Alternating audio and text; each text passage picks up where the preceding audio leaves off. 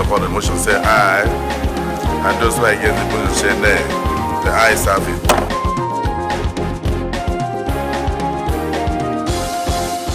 Hello and welcome to the program. I am Dennis Adigunloye.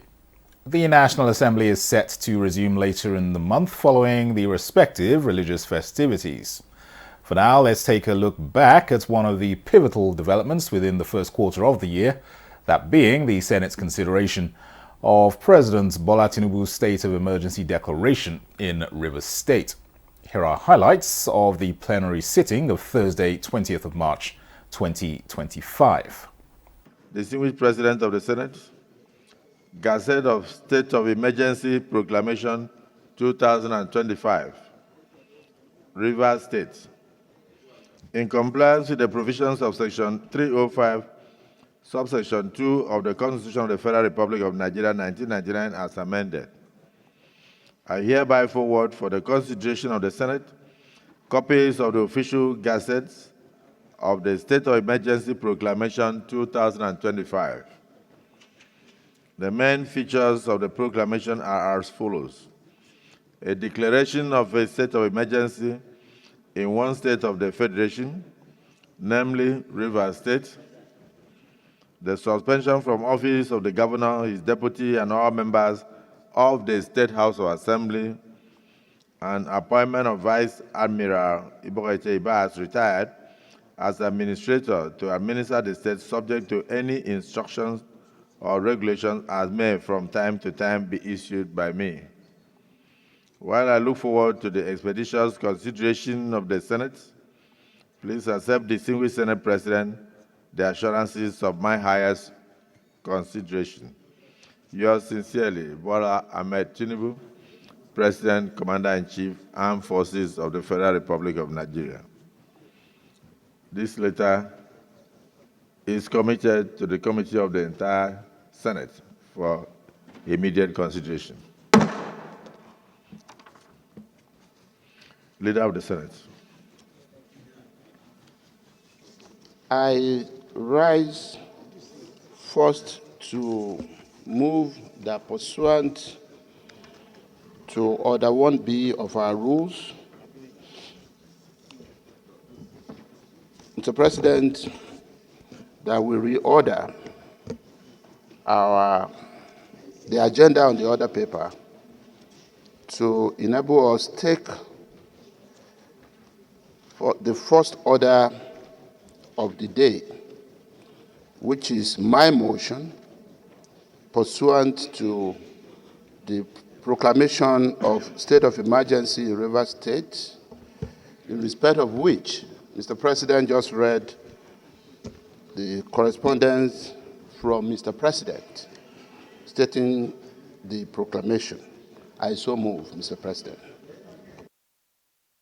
The Minority Leader.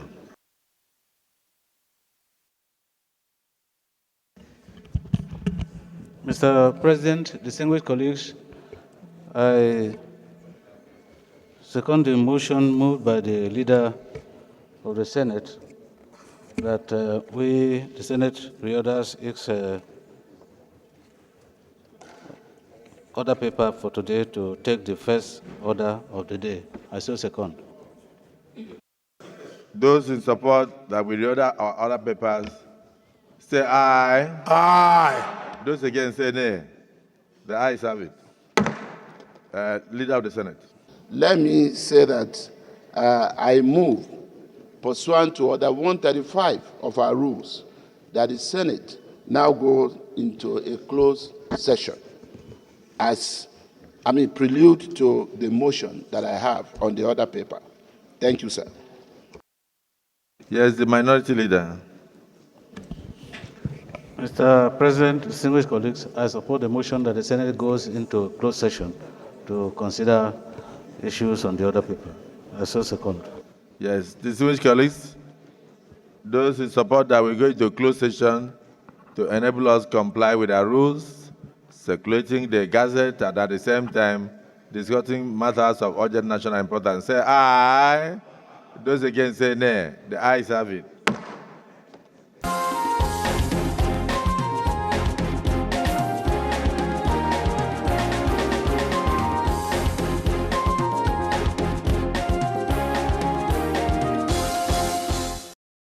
The Senate, in a closed session, deliberated on matters relevant to the workings of the Senate, in particular, the proclamation of the state of emergency by Mr. President, and matters connected with the National Assembly in general. Hence, the Senate, in a closed session, received briefing from the President of the Senate on the circumstances of the proclamation of a state of emergency declared by Mr. President, Commander-in-Chief, Asiwaju Bola Ahmed Tinubu, GCFR, President, Commander-in-Chief, Federal Republic of Nigeria, on the state of affairs in Rivers State. And the Senate resolved as follows. 1. The Senate invokes the powers conferred on it by Section 305, subsection 2 of the 1999 Constitution of the Federal Republic of Nigeria as amended, and approve the proclamation of state of emergency declared by Mr. President in Rivers State of Nigeria.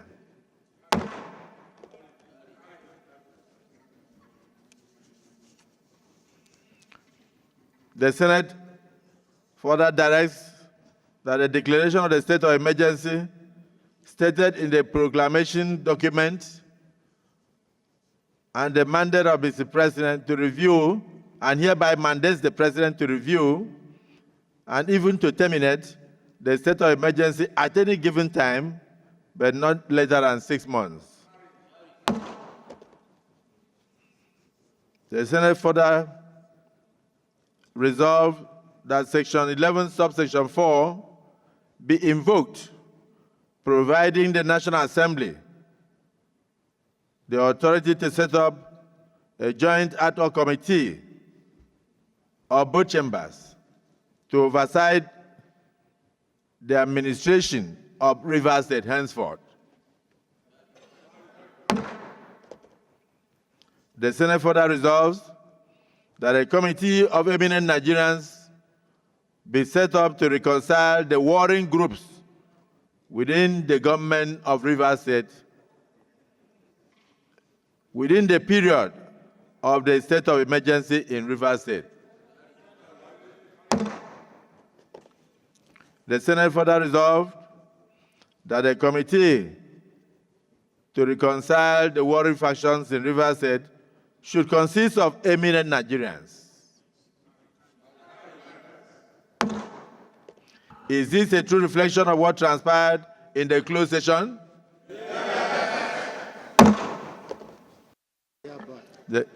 Distinguished colleagues, the Senate hereby approves the proclamation of the state of emergency 2025 declared by Mr. President in Rivers State of Nigeria as amended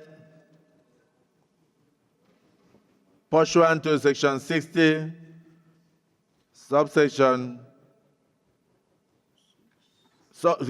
pursuant to Section 60 of the Constitution, Section 305, subsection 2, and pursuant to our rules, Rules 1, sub B of the standing orders of the Senate, and also pursuant to Rules 134, 135, and 136 of the Senate of the Federal Republic of Nigeria.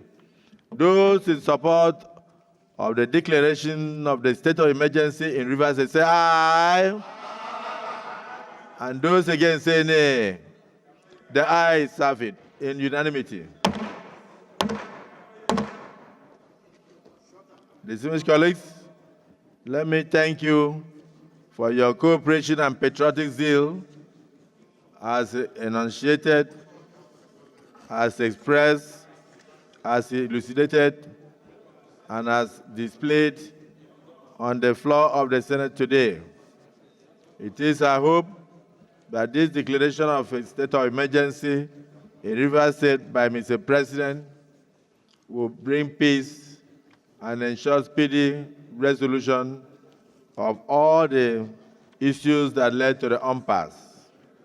And I hope that all will abide by this and use this window of opportunity within the next 6 months to resolve all issues so that we can have peace and tranquility with good governance in Rivers State of Nigeria. I so thank my colleagues. Leader of the Senate. Thank you, Mr. President, and very distinguished colleagues.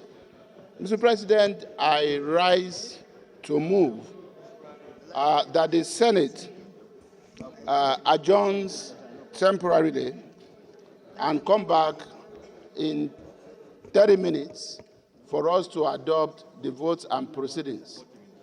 So I move for adjournment for 1 hour. I so move.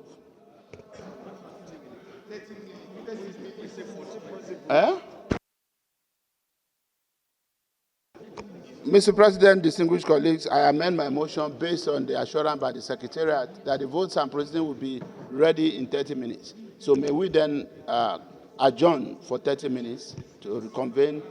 Mr. President, distinguished colleagues, I support the motion that the Senate adjourns for 30 minutes to enable the Secretariat prepare the votes and proceedings to take it. I so second. Distinguished colleagues, the motion has been moved and seconded that this August Assembly do adjourn for 30 minutes to enable us revert to plenary in order to approve the votes and proceedings of this day's sittings.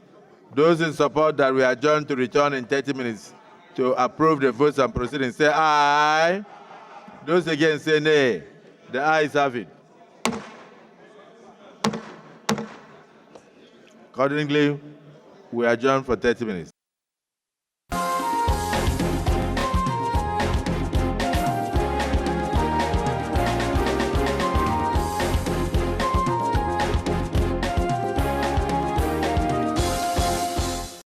I express my happiness to all of you for your patriotism, your dedication.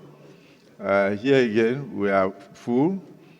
As we were able to form more than 2/3 when you consider the leadership in the proceedings of the morning. And this afternoon proceedings, we have also met the mandatory quorum and surpassed. So as we are about to consider the votes and proceedings being distributed. So let me say this is an uncommon dedication to duties, and Almighty Allah in this period of Ramadan and God Almighty in this period of Lent will protect you and your families, bless you, and then keep you safe and grant you the wisdom and good health to continue to serve your fatherland. Our beloved leader and chairman of the National Assembly, I am Senator Dicket Plang, Senator representing the people of Plateau Central.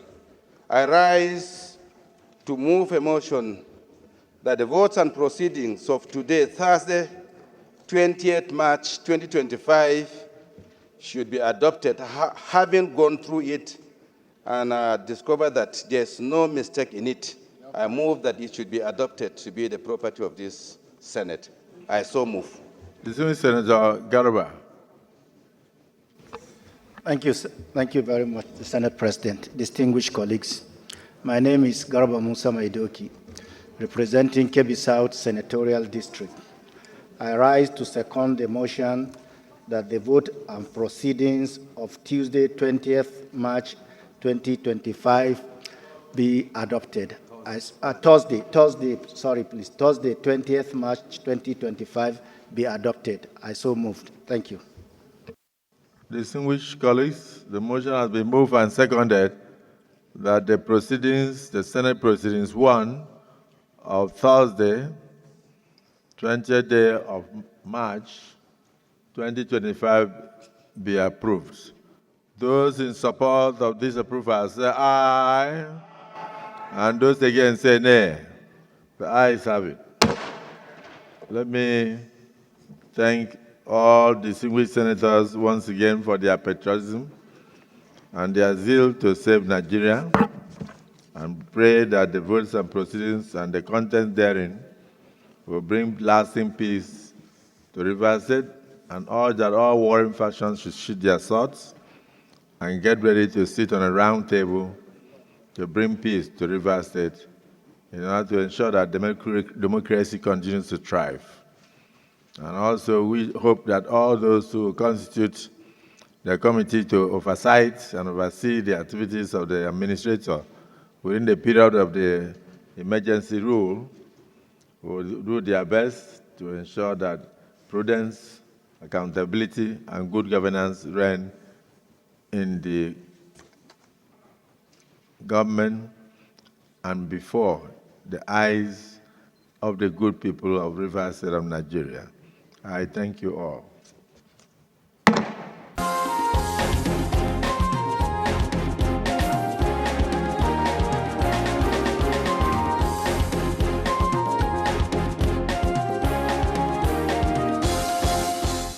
Matters were brought today, and that's the beauty of the Senate. We want everybody to participate, so that you wouldn't say, oh, it was 3 o'clock when members have gone for Ramadan prayer that they proclamated. No, we are in tendium with Mr. President. It borders on security of life and property. It borders on enforcement of laws. And there is nothing anybody can do. That is the first on the dashboard of Mr. President, to protect life and property. And anything short of that is unacceptable. And let me tell you, he didn't demolish democratic structure. He said suspension for the first 6 months does not amount to demolition. The governor is still the governor, except that he's suspended from office in order to restore peace and ensure the security of life and property. The president has a responsibility to preserve and protect the nation against invasion, against any sort of trouble that, if not well managed, has the potential to get out of control and then becomes a bigger problem for everyone. For instance, if we go back to how crisis started in the Western region, there were disagreements along the line. But when they attended the convention in Jos in January of 1962, you saw the disagreements manifested because late Chief Obafemi Awolowo was on one side and late Chief Akintola was on the other side. Chief Rosiji, who was the secretary of the party, he resigned, and then SG Koku stepped in. And then before Remosele, Anthony Nahoro became the deputy leader and all that, everyone thought it was all over. But it snowballed and got out of control. So now it is important that a leader intervenes and preserves a nation and prevents something that, if not well managed, could easily get out of control, create socioeconomic problems, create serious financial challenges for the nation, and of course, if you're not careful, total instability. So Mr. President deserves, commendation for taking this step when he did, so as to avert problems. Let me tell you, if he had failed to take such important step and things got out of control, the same people who are complaining would have been they would be the same people that will come around and say, but he was there looking and he allowed things to get out of control. So I think his actions were very much in order and deserved to be acknowledged. There are 3 arms of government. Number 1 is the legislature, in this case the National Assembly. That's the number 1 arm of government. And then number 2, the executive. Number 3, the judiciary. You must have noticed that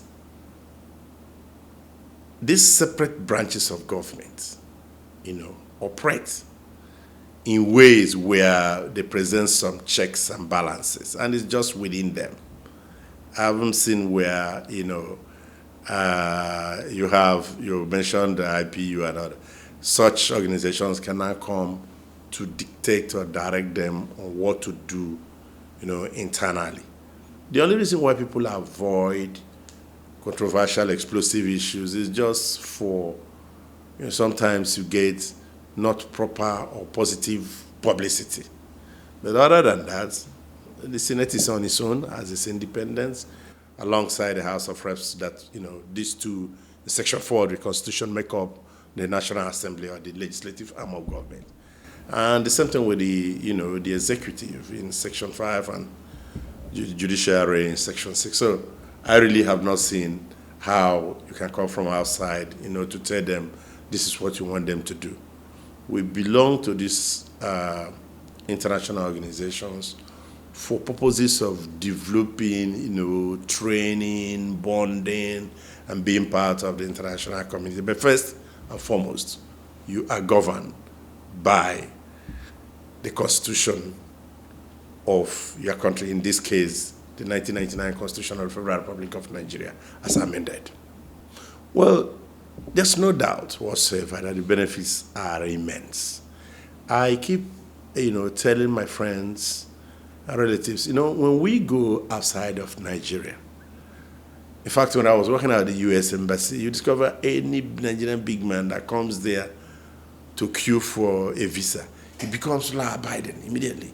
He queues up and obeys whatever instruction that a guard, not even the consular officer inside, gives to him for him to get in. But once they come back, from their international travel and land at either Murtala Mohammed or Aminu Kano or Nnamdi Azikiwe, you see their mood change. They immediately become instant big men that are, some of them are somewhat, some of them, not all of them, difficult to control. In this case of the tax reform bills, these are measures deliberately thought out by Mr. President that are intended to benefit the nation in many ways. For instance, if you run your system in a transparent manner, it now encourages people to come to invest. Because what you are doing with them, they can easily make some reasonable, sensible projections. So that's one of the advantages. It's going to be transparent. It's going to encourage investors to come in. You also talk about the other way that people have been using to collect taxes, multiple taxes. Local government, they collect the same. Even you come to state, you see them collect different taxes instead of either one or two or three, in a manner that you know what your taxes are. So this is going to eliminate that crude approach where people are harassed, intimidated, and in some cases, either the operators or those they want to collect taxes from lose either one eye or some teeth. This is going to take it away so that at a glance, you already know, and you are treated in a responsible and dignified way. It also has the potential, and no doubt about that, to open up the economy, to investment, because when you are able to harness, there are a lot of people that are not within the tax net today. But when you have such a law that is, faithfully implemented with the support of the subnationals, then you will have many more people in the tax net. And so you will also have resources with which to engage in the development of the nation. See exactly what has happened now with subsidy. The state governors, you must have seen a lot of them are engaging, in so many developmental efforts, because they are getting more resources now than they did in the past. So these are positive advantages that we really don't have to, lose so much time, arguing about. So I am hopeful that with how far we've gone with the tax reform bills, especially now that even the Governors Forum and so many other persons who were initially opposed to it have come along to realize the benefits, I think we all, at the end of the day, will be happy that we have such a president that has introduced a positive policy for the growth of the nation.